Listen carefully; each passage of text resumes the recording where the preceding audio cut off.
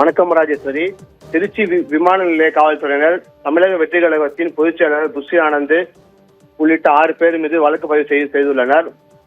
அதாவது தமிழக வெற்றி கழகத்தின் தலைவர் விஜய் வருகிற 13ஆம் தேதி சனிக்கிழமை திருச்சியில் பிரச்சார பயணத்தை தொடங்குகிறார்.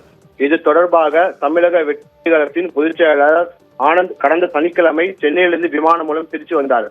அப்போது சுற்றுப்பயணம் தொடர்பாக மனு அளிப்பது, காவல்துறை அதிகாரிகளை சந்தித்து அனுமதி கேட்பது, இடத்தை தேர்வு செய்வது குறித்து ஆலோசனை செய்வது தொடர்பாக வருகை புரிந்தார்.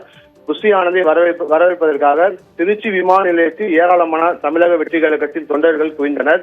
விமான நிலையத்திலும் பாதுகாப்பு அதிகாரிகள் சொல்லியும் தாவேக தொண்டர்கள் கலைந்து செல்லாமல் அங்கே கூட்டமாக கூடினர். விமான நிலையத்தில் இருந்து புறப்பட்டு சென்ற தாவேக்கவினர் பொதுமக்களை இடையூறு செய்து வாகனங்கள் நிறுத்தினர். மேலும் விமான நிலையத்தில் இருந்து காரில் மற்றும் 2 சக்கர வாகனத்தில் தாவேக்கவினர் மாநகர காவல் ஆணையர் அலுவலகம் நோக்கி ஒரு பேரணி போன்று சென்றனர். விஜய் பிரச்சாரம் செய்யும் இடங்களை பார்வையிட சென்றனர். இதில் வாகனத்தில் ஹாரன்களை அதிக சவுண்டுடன் எழுப்பி சென்றனர்.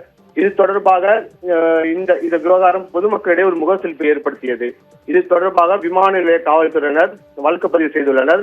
அதாவது போக்குவரத்துக்கு இடையூறாக வாகனங்களை நிறுத்தியும் போலீசாரை பணி செய்ய விடாமல் தடுத்தும் சட்டவிரோதமாக ஒன்று கூடுதல், காவல்துறையினர் வாக்குவாதம் செய்வது தொடர்பாக தமிழக வெற்றி கழகத்தின் பொதுச் செயலாளர் புஷி ஆனந்த், திருச்சி கிழக்கு மாநகர மாவட்ட தலைவர் குடமுட்டி கரிகாலன் உள்ளிட்ட 6 பேர் மீது திருச்சி ஏர்போர்ட் காவல்துறையினர் 4 பிரிவுகளுக்கு வழக்கு பதிவு செய்துள்ளனர். ராஜேஸ்வரி, விவரங்களுக்கு நன்றி அப்துல் கரீம்.